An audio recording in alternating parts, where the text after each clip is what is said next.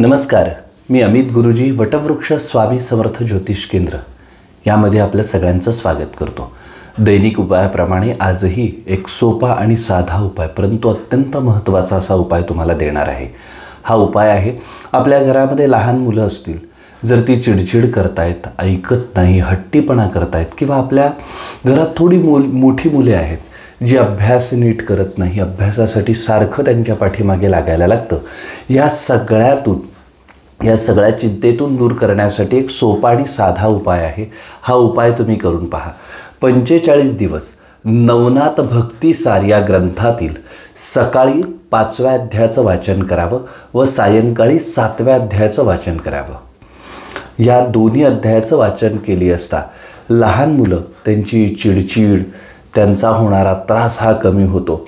अभ्यासामध्ये मुलांचं लक्ष नसेल, अभ्यासासाठी आपल्याला सारखं त्यांच्या पाठीमागे लागायला लागत असेल, तर ह्या चिंतेतून मुक्तता होते। खूप सोपा आणि साधा उपाय आहे। सकाळी नवनाथ भक्तिसार ग्रंथातील 5व्या अध्यायाचं वाचन करावं व सायंकाळी 7व्या अध्यायाचं वाचन करावं। हा उपाय करून पहा, अनुभव कळवायला विसरू नका। श्री स्वामी समर्थ।